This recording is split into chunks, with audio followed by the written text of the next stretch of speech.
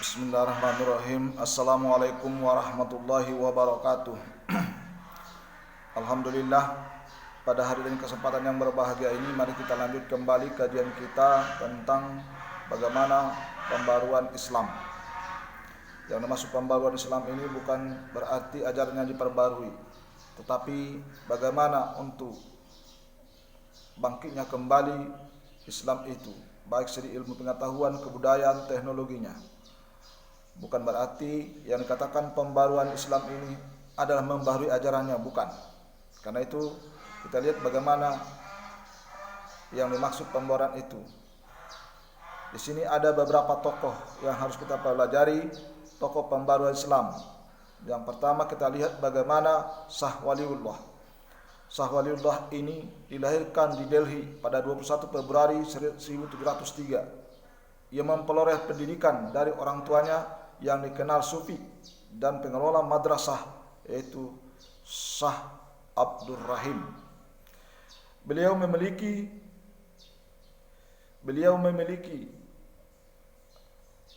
pendapat, pemikiran Shah Waliullah tentang bagaimana penyebab kemunduran dunia Islam. Kalau kita lihat bahwa kata beliau, terjadinya perubahan dan sistem pemerintahan Islam dari sistem khalifah menjadi kerajaan. Ini salah satu penyebab kemunduran Islam menurut Shah Waliullah. Kemudian sistem demokrasi melekat dalam kekhalifahan diganti dengan monarkis absolut. Perpecahan di kalangan umat Islam merupakan akibat dari adanya perbedaan aliran yang muncul di dalamnya, mencampur baurkan antara Islam dengan unsur-unsur ajaran yang lainnya. Ini menurut Shah Waliullah yang menyebabkan kemunduran dalam Islam. Kemudian tokoh Said Ahmad Khan. Said Ahmad Khan ini setelah kerajaan Mughal dihancurkan oleh kekuatan Inggris pada tahun 1857 Masehi, maka tampillah ulama baru di India, yaitu Said Ahmad Khan. Ia dilahirkan di Delhi pada tahun 1817. Said Ahmad Khan memperoleh pendidikan tradisional dalam pengetahuan agama. Dia juga menekuni bahasa Persia. Dia juga menekuni bahasa Arab. Dia memiliki pemikiran beliau tentang pembaruan Islam ini adalah kemunduran umat Islam disebabkan oleh umat Islam itu sendiri tidak mengikuti perkembangan sains dan teknologi dunia barat. Ilmu teknologi modern adalah hasil pemikiran manusia. Oleh karena itu, akal dalam batas kekuatannya harus dihargai tinggi oleh umat Islam. Islam adalah agama yang memiliki paham hukum alam, buatan Tuhan, antara hukum alam sebagai ciptaan Allah dan Al-Quran dan sebagai firman-Nya. Pasti tidak terdapat pertentangan. Sumber ajaran Islam hanyalah Al-Quran dan hadis. Umat Islam harus didorong untuk memiliki sikap dan perilaku yang mencerminkan semangat berpikir, bukan sikap dan perilaku taklid. Cara efektif untuk mengubah sikap mental umat Islam dari keterbelakangan adalah pendidikan. Itulah pendapat atau buah pikir daripada Said Ahmad Khan. Kemudian tokoh pembaru yang berikutnya adalah Muhammad Iqbal. Beliau berasal dari keluarga golongan menengah di Punjab, India. Ia belajar di Lahore hingga memperoleh gelar kesarjanaan tingkat magister. Dia memiliki pemikiran Iqbal mengenai kemunduran dan kemajuan Islam. Yang pertama, ijtihad mempunyai kedudukan penting dalam pembaruan Islam. Umat Islam perlu mengembangkan sikap dinamis. Kemunduran umat Islam disebabkan oleh kebekuan dan kebuntuan. Hukum Islam tidak bersifat statis, tetapi dapat berkembang sesuai dengan perkembangan zaman. Umat Islam harus menguasai sains dan teknologi yang dimiliki Barat. Perhatian berlebihan umat Islam terhadap kehidupan yang bersifat juhud telah menyebabkan kurangnya perhatian terhadap masalah keduniawian dan sosial kemasyarakatan. Berikutnya, sebagai tokoh pembaru dalam Islam adalah Muhammad Ali Pasha. Beliau lahir di Kuala, Yunani tahun 1765 dan meninggal di Mesir pada tahun 1849 Masehi. Ia adalah seorang keturunan Turki. Sebagai seorang raja, Muhammad Ali memprioritaskan bidang militer. Ia berpandangan bahwa kekuasaannya hanya dapat dipertahankan dan diperbesar dengan kekuatan militer dan ekonomi. Maka beliau, ketika Muhammad Ali Pasha memperkenalkan pendidikan sistem modern, masyarakat Mesir saat itu masih menggunakan sistem pendidikan tradisional, yaitu pendidikan kutab, masjid, madrasah, dan jami al-Azhar. Maka oleh karena itu ia tidak mengubah lembaga pendidikan tradisional tadi yang sudah ada, tetapi dia menempuh jalan alternatif mendirikan sekolah modern sendiri. Nah, inilah sebagai ide daripada Muhammad Ali Pasha. Kemudian kita lihat Rifah Baidawi Rafi Al-Tahtawi. Tokoh ini dikenal dengan sebutan Al-Tahtawi. Ia lahir tahun 1801 di Tahta, suatu kota yang terletak di Mesir bagian selatan, dan meninggal di Kairo pada tahun 1873.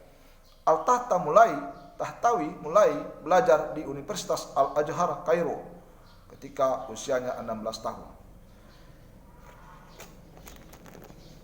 At-Tahtawi memiliki pemikiran tentang pembaruan Islam.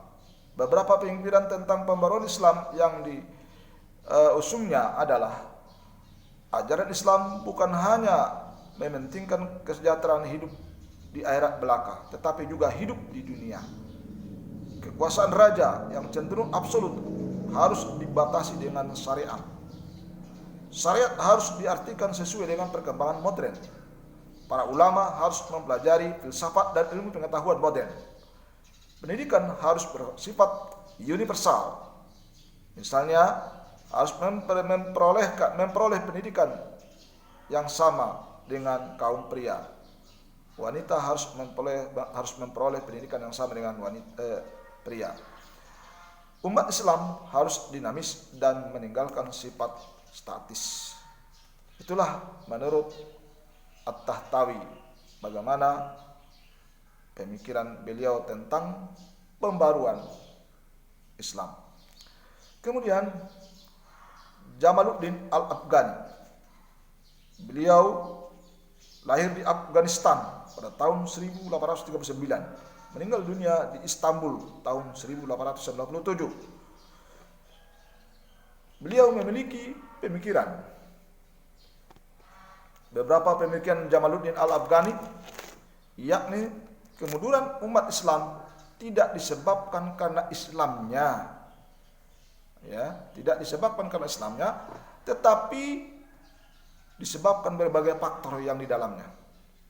Kedua, mengembalikan kejayaan Islam di masa lalu dan sekaligus menghadapi dunia modern. Maka untuk itu umat Islam harus kembali kepada ajaran Islam yang murni. Corak pemerintahan otokrasi dan absolut harus diganti dengan pemerintahan demokratis. Tidak ada pemisahan antara agama dan politik. Itu menurut Jamaluddin Al-Afghani. Kemudian tokoh pembaru yang berikutnya adalah Muhammad Abduh.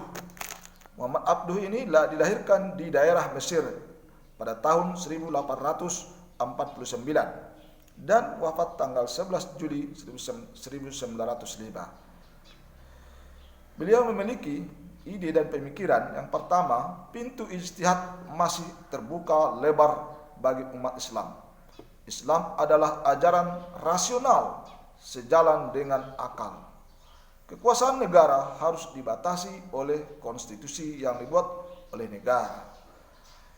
Selanjutnya, tokoh pembaru Muhammad Rashid Ridho. Rashid Ridho adalah murid Muhammad Abduh yang paling dekat kepadanya. Beliau memiliki pemikiran tentang pembaru Islam. Yang pertama, di tengah kehidupan umat Islam harus ditumbuhkan sikap aktif dan dinamis. Umat Islam harus meninggalkan sikap dan pemikiran kaum fatalis, Jabariyah. Akal dapat dipergunakan untuk menafsirkan ayat dan hadis tanpa meninggalkan prinsip umumnya. Umat Islam harus menguasai sains dan teknologi untuk mencapai kemajuan. Kemunduran umat Islam disebabkan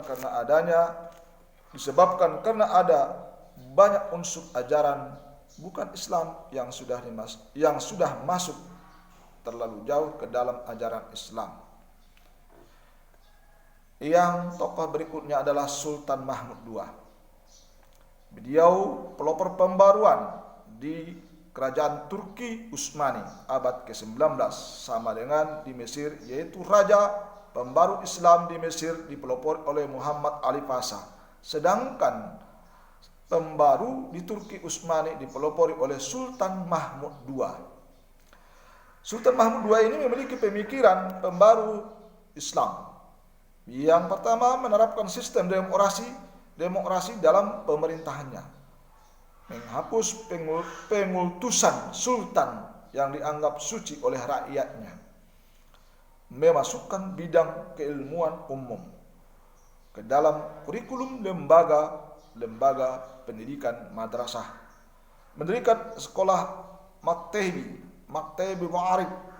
ma'arif untuk mempersiapkan tenaga administrasi dan mendirikan maktebi ulumil edebi untuk mempersiapkan tenaga penterjemah, mendirikan sekolah kedokteran militer dan teknik. Itulah sebagai tokoh yang memberikan idenya kepada pembaruan Islam. Dan tokoh terakhir adalah Namik Kemal ini dikenal sebagai pemikir terkemuka dari golongan inteligensia kerajaan Turki Utsmani yang banyak menentang kekuasaan absolut sultan. Beliau memiliki pemikiran. Yang pertama, pemikiran beliau adalah kondisi ekonomi dan politik kerajaan Turki Utsmani tidak beres. Solusi yang ditawarkannya adalah perubahan sistem pemerintahan absolut menjadi pemerintahan konstitusional. Berikutnya, rakyat sebagai warga negara memiliki hak politik yang harus dihormati dan dilindungi negara. Pemerintah demokrasi tidak bertentangan dengan ajaran Islam. Islam mengajarkan al-muslahat al-amanah.